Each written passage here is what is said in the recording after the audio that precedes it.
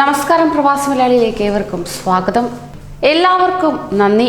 ഇത്രയും നാൾ സാന്ത്വനം പകർന്ന് കൂടെ നിന്നവർക്ക്, വിമാന ടിക്കറ്റ് ശരിയാക്കാൻ സഹായിച്ച സാമൂഹിക പ്രവർത്തകർക്ക്, എൻ്റെ കഥന മാലോകരെ അറിയിച്ച മാധ്യമ പ്രവർത്തകർക്ക്, പിന്നെ വൈകിയാണെങ്കിലും യാത്രയ്ക്ക് പച്ചക്കൊടി കാണിച്ച ഇന്ത്യൻ അധികൃതർക്കും എയർ ഇന്ത്യ ഉദ്യോഗസ്ഥർക്കും, ഭാര്യ മറിച്ച് നാട്ടിലേക്ക് പോകാനാകാതെ കണ്ണീർ വാർത്ത പാലക്കാട് കൊല്ലങ്കോട് ആനമാറി വടുകമ്പാടത്തെ വിജയകുമാറിൻ്റെതാണ് ഈ വാക്കുകൾ.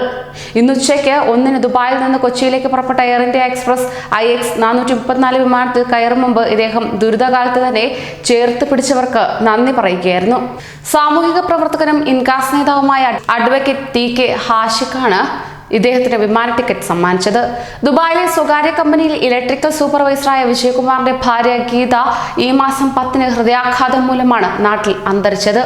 ഇതോടെ മാനസികമായി തകർന്ന ഇദ്ദേഹം ഇന്ത്യൻ എംബസിയുടെ വെബ്സൈറ്റിൽ പേര് രജിസ്റ്റർ ചെയ്തു.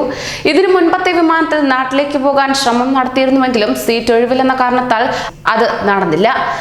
അങ്ങനെ കരഞ്ഞുകൊണ്ട് ദുബായ് രാജ്യാന്തര വിമാനത്താവളം ടെർമിനൽ 2-ന് മുൻപിൽ നിന്ന് ഇദ്ദേഹം മലയാളികളുടെ നൊമ്പരമായി തീരുകയായിരുന്നു. തുടർന്ന് സാമൂഹിക പ്രവർത്തകർ ഇടപെട്ട് ഇന്നത്തേക്ക് ടിക്കറ്റ് തരപ്പെടുത്തി കൊടുക്കുകയായിരുന്നു. എന്നാൽ ഈ ദമ്പതികൾക്ക് മക്കളില്ല. പ്രായമായ അമ്മയോടൊപ്പമായിരുന്നു ഭാര്യ ഗീത താമസിച്ചിരുന്നത്.